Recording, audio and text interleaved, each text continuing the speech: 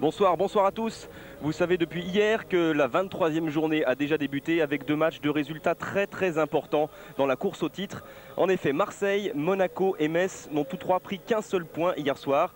Déjà, ce Bastia-PSG que nous allons vivre dans quelques minutes était important avant ses résultats. Il l'est d'autant plus maintenant avec nous pour le vivre. Charles Orlanducci, bonsoir Charles. Bonsoir. Il est important pour le Paris Saint-Germain, ça on le verra tout à l'heure, mais il est aussi important pour Bastia qui a bien besoin de points et surtout bien besoin de se rassurer. Oui, bien sûr, Bastia en ce moment a besoin surtout de se rassurer et de gagner. Ça fait un moment que Bastia patine en championnat. Et ce soir, c'est l'occasion de se relancer devant une équipe de la taille de Paris. C'est pas évident, mais bon, ce sont des matchs auxquels les joueurs tiennent à cœur et pendant lesquels ils sont beaucoup plus motivés que contre n'importe quelle autre équipe. Ouais, c'est un des grands matchs de la saison, c'est sûr, ici à Foriani. Côté Paris Saint-Germain, pas besoin d'aller chercher très loin la motivation. On a vu les résultats d'hier. En cas de victoire, ce qui n'est pas évident, Paris serait premier. Bah oui, c'est simple. Là, ce soir, Paris joue gros en fait. C'est l'occasion de se replacer en tête. Et voilà, bon, vu les résultats en ce moment, Paris sont très motivés. Ils sont solidaires surtout. Ils arrivent à accrocher des résultats même s'ils ne jouent pas bien. Donc il y a un bon coup à jouer pour eux ce soir. Je ne veux pas remuer le couteau dans la plaie, Charles, mais on va quand même regarder les images du match aller au Parc des Princes parce que ça avait été un beau match, remporté par les Parisiens, remporté entre autres grâce aux attaquants. Le premier, on va le voir, le premier but, un des plus beaux buts de la saison. C'était en première période, l'accélération de Marco Simone devant Frédéric Mendy, et l'Italien va faire complètement le tour du défenseur bastien avant de tromper au premier poteau Éric Durand. Un des plus beaux buts de Marco Simone cette saison, et il permettait à ce moment-là au Paris Saint-Germain de mener 1-0. Oui, Éric Durand a anticipé pour la crue à la passe en retrait, mais Marco Simone a fait autrement. Et on change de côté, c'était en deuxième période, un vrai but de buteur, des surfaces de Florent Maurice, le centre de Jérôme Leroy. Ils seront tous les deux titulaires ce soir, et Maurice qui se jette 2-0. Je crois qu'à ce moment-là de la saison, le Paris Saint-Germain et Marco Simone étaient premiers. Voilà, pour cette 23e journée, ou plutôt même découvrir, pas tout à fait plein ce soir. Est-ce que ça veut dire que le public bouge son équipe en ce moment? Le public, disons, ne boude pas son équipe, oui, si l'on veut, parce que le public Bastia voudrait constamment gagner. En ce moment, Bastia traîne un peu, bon, donc ouais. Il faudrait toujours être... c'est vrai qu'il boude un peu. Charles, Grégoire? Oui, Lucien. Oui, excusez-moi de vous interrompre. Je suis avec Ardian Koznikou, le nouvel avançant de Bastia. Est-ce que c'est difficile de débuter une nouvelle carrière en tant qu'avant-centre à Bastia face au Paris Saint-Germain?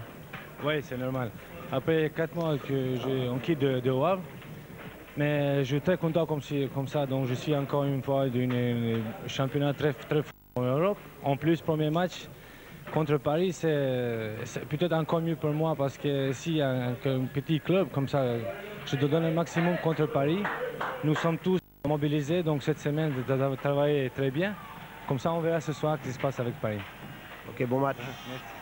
Voilà le retour d'Ardian Koznikou qu'on avait un petit peu quitté. Il était à Cannes, ensuite au Havre et puis parti à Chypre. On va découvrir justement l'équipe alignée par Frédéric Antonetti ce soir. Ça n'a pas beaucoup bougé derrière, la défense elle est solide. En revanche devant, ça a plutôt bougé, les deux nouveaux sont là. Est-ce que Laurent Dôme peut nous proposer la composition de l'équipe de Frédéric Antonetti? La voilà. Ah oui, bon, derrière c'est la défense classique. Giuriati, Souma, Moreau, Pérez. En milieu de terrain, il y a un changement quand même. Casanova remplace Silvestri. Il sera entouré de Roll et de Mendy. Et devant, bon, c'est la nouvelle attaque inédite en fait, oui. Avec Koznikou au centre, Laurent et André. On passe à l'équipe alignée par Ricardo et Joël Batz. Là aussi, il y a quelques changements parce qu'il y a beaucoup d'absents, entre autres des suspendus qui sont Rai, Rabé Sandratana et Fournier. Et donc ça amène un changement en défense. Algerino jouera stopper. Donc avec aux arrières Domi et Yasser, Ngoti, Guérin. Ça fait un autre changement en milieu de terrain. Le Roi qui se place derrière les deux attaquants, Simon et c'est un peu nouveau. Hein, et la rentrée d'Elmilson. Et puis effectivement rééquilibré côté droit du côté de Ricardo, car effectivement Franck Gava, qui avait toujours une douleur à la cheville depuis le début du mois de janvier, n'a pas pu tenir Là, il est remplaçant Franck Gava, donc remplacé par le Brésilien Edmilson. C'est parti et qui finalement est revenu dans notre championnat de France.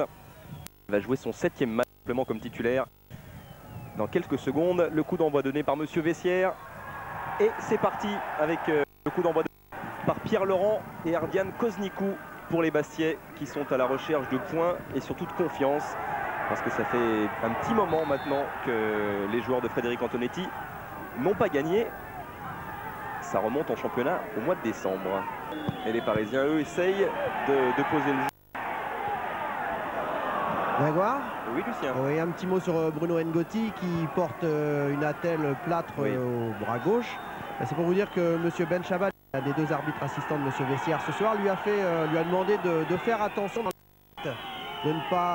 d'essayer de ne pas blesser un joueur bastier, de faire attention, de ne pas se servir de ce comme de quelque chose de dangereux et de faire très attention. C'est vrai qu'il est assez impressionnant, Lucien, voilà, ce plâtre, on l'a en gros plan là, qu'il propose Laurent Do. Après le match face à Lyon en Coupe de la Ligue, cette frappe de Jérôme Leroy qui manque le cadre.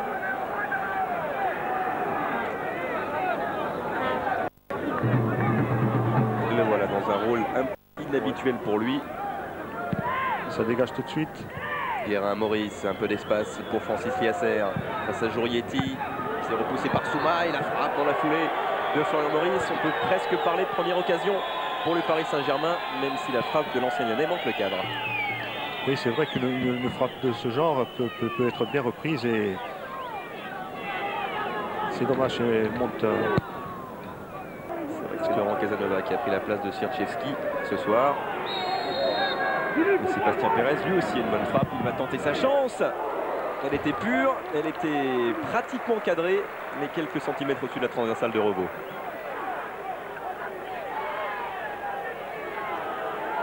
Ah oui, Revaux qui a très bien apprécié la force de frappe et la hauteur. On a pas fait un geste. Hein. Tête de Jourietti.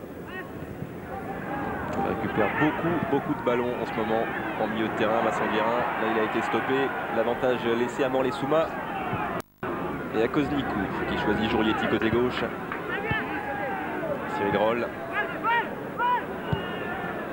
La bonne nouvelle, Vincent Guérin s'est relevé. Frédéric Mendy.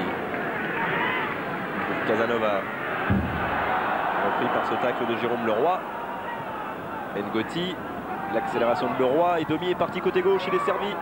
Il a guidé son poste d'arrière gauche, Domi cherche à centrer, va peut-être retrouver Maurice qui a amorti pour Marco Simonet, qui a le temps d'assurer sa frappe, peut-être un petit peu trop d'assurer, manquer un petit peu la puissance pour vraiment déranger Eric Durand. Oui, il a surtout essayé de la placer, mais pas assez.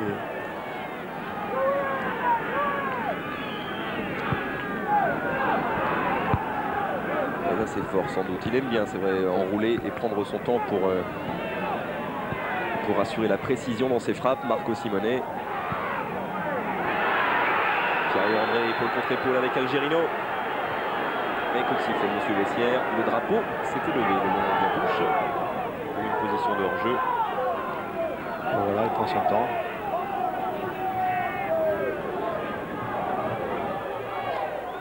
Voilà la frappe enroulée de Marco Simonet. Ça a manqué de précision en fait. Souma s'impose devant Florian Maurice. Vincent Guérin.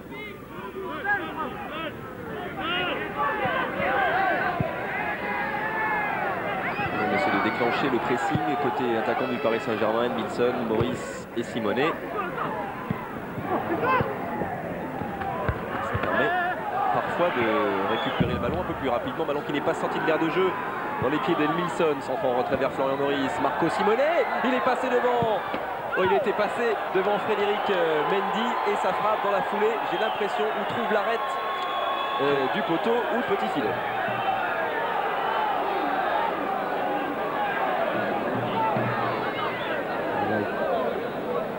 On regarde s'il n'est pas en jeu en fait.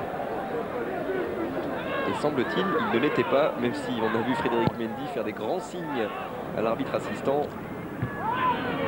c'était limite en tout cas. Mendy pense que l'Italien est en jeu. Et donc il estime que c'est la seule façon de mettre en danger cette équipe parisienne. Côté parisien, si je ne vous parle pas de Ricardo Ebatz. Attention Lucien, la frappe d'Adrian Koznikou. Qui doit s'en vouloir, qu'il doit s'en vouloir Lucien, oui. Oui, c'était juste pour vous dire que du côté parisien, bah, pas de problème, enfin en tout cas pour le banc de touche parisien. Pour l'instant tout est calme et l'équipe est bien en place. Donc pas de changement et pas de recommandations particulières. Voilà, et là, Koznikou doit s'en vouloir d'avoir raté une si grosse occasion. Hein. Allez, 26e minute, c'est de loin et largement la plus belle occasion bastiaise. On va suivre le coup franc, frappé par Cyril Roll. Au point de pénalty, la tête de Morley Souma, semble-t-il. Oui, qui est passé à 50 cm du poteau.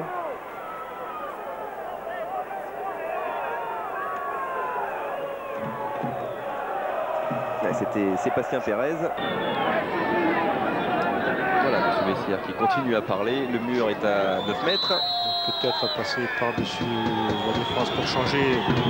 Mais non. Et toujours ses frappes. Cette fois-ci, elle a été touchée. Non, semble-t-il. C'est l'avis de M. Messière. Pas touché par Eric Durand. On verra peut-être ça pour l'opinion définitive au ralenti. Pas évident. Pas évident. Monsieur Ben Chaman, son arbitre assistant de côté droit, là, avait signalé un corner au départ et puis après il s'est rendu à la décision de ça y est, son il a arbitre touché, principal. oui. Et Monsieur Ben Chaban avait raison. C'était voilà. Effectivement, Lucien, un corner. Et c'est vrai que cette frappe de Bruno Ngotti, si elle ne touchait peut-être pas la transversale, ne passait pas très loin. Pierre-Yves André qui essaie de s'imposer, mais ce sera difficile. Ils étaient 4 autour de lui et il réussit quand même à obtenir un coup franc. Faute de Jérôme Leroy sur l'ancien Rennais.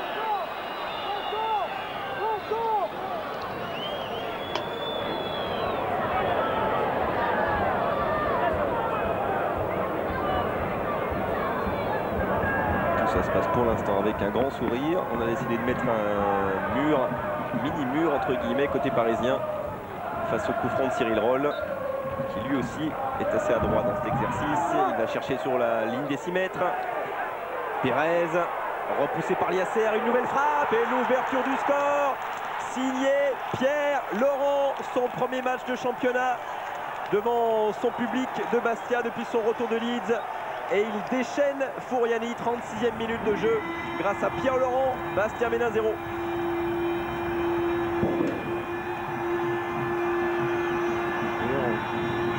on va voir la reprise de Pérez qui va être en bonne position. Voilà. C'est repoussé, il vient dans de très bonnes conditions sur Pierre Laurent, en demi-volée en fait. Et complètement hors de portée de Revaux. Repoussé une première fois, c'est vrai, par Algerino. Et derrière la précision et un petit coup de pouce destin quand même, hein, parce qu'on a vu Paul Le Guen juste sauter devant la frappe de Pierre Laurent. Et malgré la détente de Revaux, c'était imparable. Voilà l'ouverture du score, pratiquement juste avant la pause, pratiquement au meilleur des moments possibles pour Pierre-Yves André et ses coéquipiers. Pour Bastia, c'est de tenir jusqu'à la mi-temps sur ce score. Ce sera l'objectif, je pense. L'objectif, c'était de retrouver le chemin des filets. C'est en partie réussi. Et en plus, avec un des nouveaux joueurs arrivé juste avant la fin du mercato, comme on dit. Pierre Laurent, et ce n'est peut-être pas terminé. Il n'était pas en position de hors-jeu. Ardian Koznikou. Deuxième énorme occasion pour le Croate. Le coup franc est offert à Morley Souma. Toujours dans l'axe, vers la tête de Pierre-Yves André et Paul Le Guen qui va protéger la sortie de Christophe Revaux. Oui, c'est exactement ce que Frédéric Antonetti demande à Pierre-Yves André depuis quelques minutes. Il lui demande sur tous les coups de pied arrêtés de servir un peu de point d'appui dans l'axe de l'attaque bastiaise et de dévier les ballons pour ses partenaires d'attaque, éventuellement pour un milieu qui viendra en soutien.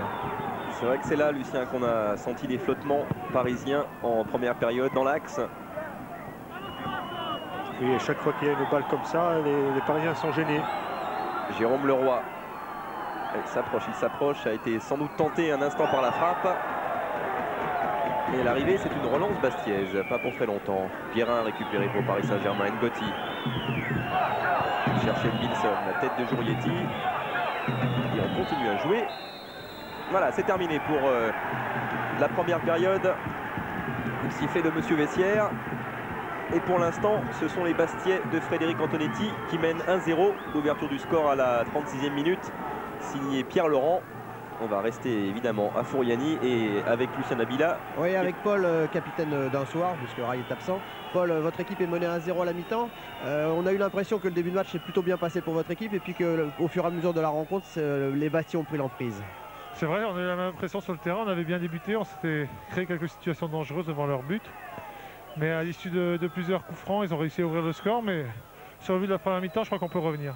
Est-ce qu'il n'est pas trop difficile de jouer avec beaucoup de changements dans cette équipe, Ben, il faut s'y faire, de toute façon il faut faire face. Et les joueurs qui rentrent tiennent bien leur place. Merci Paul. Il garde de l'espoir en tout cas Paul Le Guen. Pas de hors-jeu pour Marco Simone. Tacle de Souma.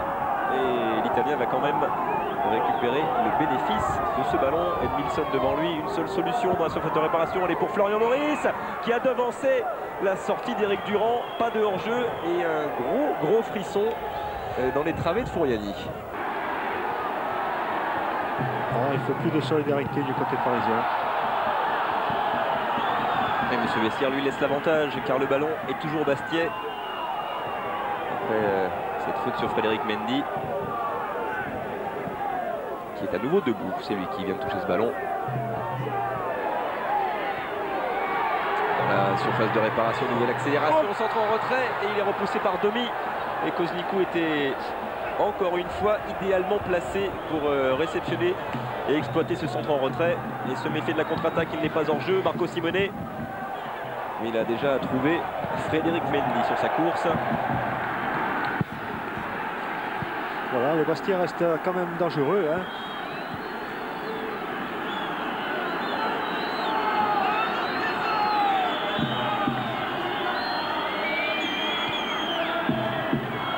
Didier Domi. Alors on va attendre la décision de Monsieur Vessière. Ouais, Monsieur Vessière qui donne un coup franc pour Bastia, puisqu'il y a quelques mots entre Marco Simone et Mendy. Et apparemment c'est le Parisien qui est un peu plus virulent. Donc pour calmer, il donne un coup franc au Bastia. Voilà, Marco Simone, pour l'instant un petit peu frustré, c'est clair, de sa soirée. Mais ce n'est pas terminé, encore 12 minutes. Et le ballon pour Christophe Revaux.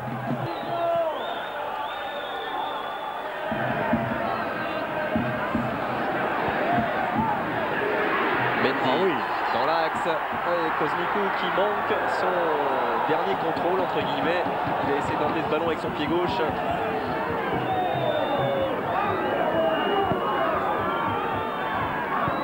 Algerino, Ngoti.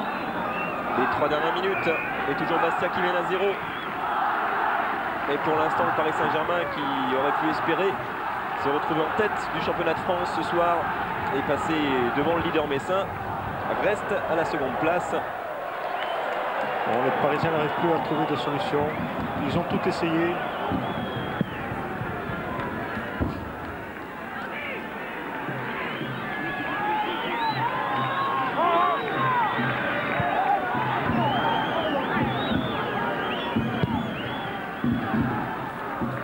Cherche Florian Maurice dans l'axe qui réussit à contrôler, s'écroule dans la surface de réparation. Levez-vous. C'est des signes de Monsieur Vessière qui ne devrait pas pour autant avertir le Parisien. Alors que sanctionne-t-il, Monsieur Vessière? Il sanctionne sur Maurice. Un tirage de maillot de Jurietti. Alors c'est à la limite de la surface de réparation.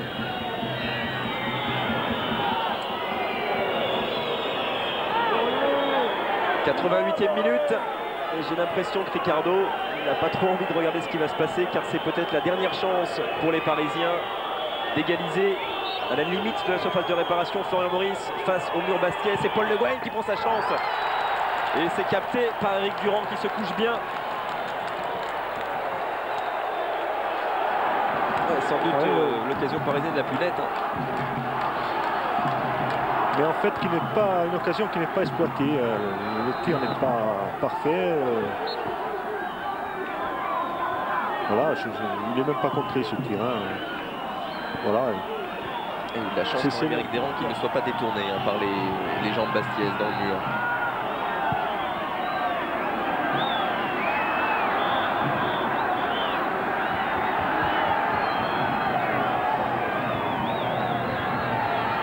Franck Gava. Centre au second poteau, il y a Maurice, la tête de Moreau, ce n'est pas terminé pour les Parisiens, reprise de Leroy. Cette fois-ci c'est Morley Souma qui oppose son pied gauche et qui va se précipiter pour éviter la sortie du ballon. Il n'y parviendra pas, un des derniers corners sans doute de cette rencontre, 89e minute. Et une possibilité peut-être pour les Parisiens.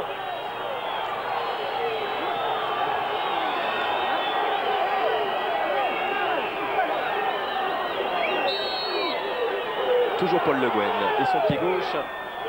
Travaillé, Éric Durand qui s'impose. Avec une facilité étonnante. Ah, il avait connu un petit peu quand même à la première division, Éric Durand, avant d'arriver à Bastia. C'est vrai que l'année passée, il évoluait en seconde division, se méfiait de James Debat. Et Durand est encore là pour placer un coup de tête. Donc il est important. Oui, le Bastia réclamait un hors-jeu. Il y avait au départ peut-être une position de hors-jeu. Il a vraiment pris une nouvelle dimension. En tout cas, le gardien, frappe de Marco Simone qui retombe. Mais Durand n'était pas avancé et il a pu accompagner du regard la frappe de l'Italien qui passait au-dessus de la transversale. C'est vrai que l'Italien a tenté le lob. Voilà, sa position sur la frappe.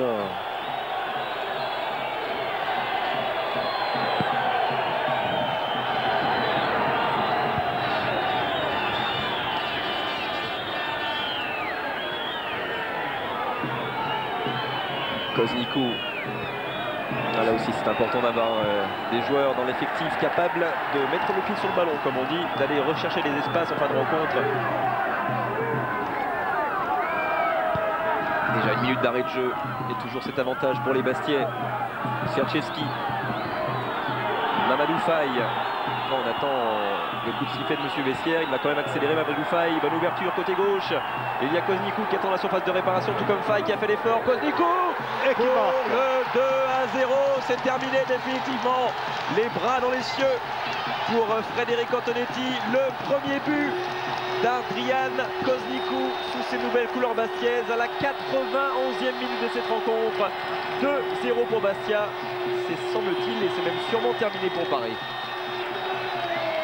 Il n'y avait pas mieux pour mettre en confiance les deux nouveaux en fait, hein, Pierre Laurent et Koznikou qui marquent tous les deux. Et en plus que c'est Pierre Laurent qui amène le but de Koznikou par un très beau centre, bien précis, bien tendu. Voilà l'intervention de Koznikou. Oh, si on devait en rester là, ce serait la soirée idéale pour les Bastiais et pour Frédéric Antonetti. 2 buts dans un même match qui n'était pas arrivé depuis très très longtemps côté Bastiais, et 2 buts des deux nouveaux. De ceux en qui on a placé de grandes espérances. C'est terminé sur ce dernier coup de tête d'Ardian Koznikou et sur cette victoire 2-0 pour Bastia. Pour l'instant, les volontés de leadership entre guillemets du Paris Saint-Germain sont reportées à plus tard. C'est toujours Metz qui est leader et c'est Bastia qui marque 3 points importants qui permettront sans doute aux Bastiais, on va attendre les autres résultats, ceux de Lyon par exemple à Strasbourg, de recoller au bon peloton comme on dit. Ben voilà, Paris a raté le tournant. Hein. C'était une soirée importante et c'est Bastia qui se relance, qui croit à nouveau en l'Europe. Alors on va écouter Lucien. Grégoire Charles avec Jérôme Leroy. Jérôme, défaite embêtante pour la suite du championnat pour le Paris Saint-Germain? Embêtante non, parce que bon, on savait que même si on perdait, on restait dans la course pour le titre. Mais bon, on aurait préféré gagner. Je pense qu'on a pratiqué un bon football, mais je crois qu'on est tombé sur une bonne équipe de Bastia, bien organisée, et qu'on marqué les 2 buts en contre, un en coup de pied arrêté, puis un à 1 minute de la fin. On a l'impression que ce soir, le Paris Saint-Germain a quand même assez abusé des ballons, de longs ballons aériens pour les deux attaquants, et que vous n'avez pas posé le jeu comme vous avez l'habitude de le faire. Ouais, je sais pas. On a voulu peut-être profiter du vent, mais bon, même en balançant, on n'a pas eu trop d'occasions en deuxième mi-temps. Mais bon, c'est pas grave, on essaiera de se remettre en question au Parc des Princes pour essayer d'accrocher ce titre de champion de France.